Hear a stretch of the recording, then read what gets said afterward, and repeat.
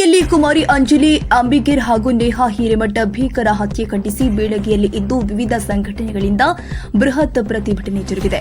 ಪಟ್ಟಣದ doctor B R Ambedkar ವೃತ್ತದಿಂದ ಪ್ರಾರಂಭಗೊಂಡ ಪ್ರತಿಭಟನೆ ಬಸ್ ನಿಲ್ದಾಣದ ಪಕ್ಕದಲ್ಲಿ ಮಾನವ ಸರಪಳಿ ಮಾಡಿ ರಾಜ್ಯ ಸರ್ಕಾರದ ವಿರುದ್ಧ ಘೋಷಣೆ ಕೂಗಿ ಆಕ್ರೋಶ ವ್ಯಕ್ತಪಡಿಸಿದ್ದಾರೆ.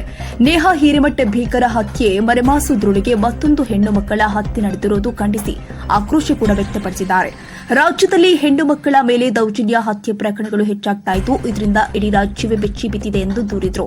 ಹೆಣ್ಣು ಮಕ್ಕಳ ಮೇಲಾಗ್ತಿರುವ ಲೈಂಗಿಕ ದೌರ್ಜನ್ಯ, ಕ್ರೌರ್ಯ, ದಬ್ಬಾಳಿಕೆಗಳಿಗೆ ಕಡಿವಾಣ ಹಾಕಲು ರಾಜ್ಯ ಸರ್ಕಾರ ಸಂಪೂರ್ಣ ವಿಫಲವಾಗಿದೆ ಎಂದು ಸರ್ಕಾರದ ವಿರುದ್ಧ ಕಿಡಿಕಾರಿದ್ದಾರೆ.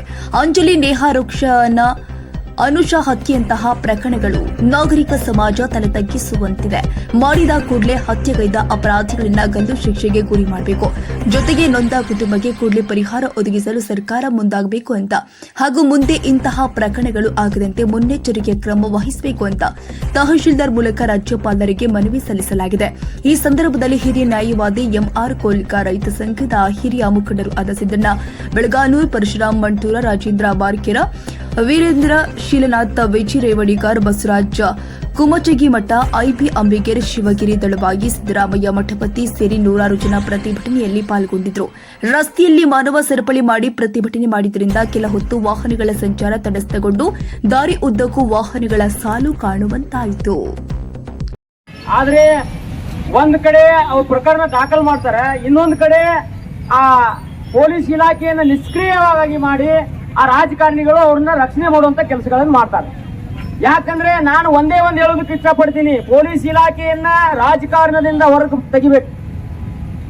ಪೊಲೀಸ್ ಇಲಾಖೆ ರಾಜಕೀಯವಾಗಿ ಮುಕ್ತಾಗಬೇಕು.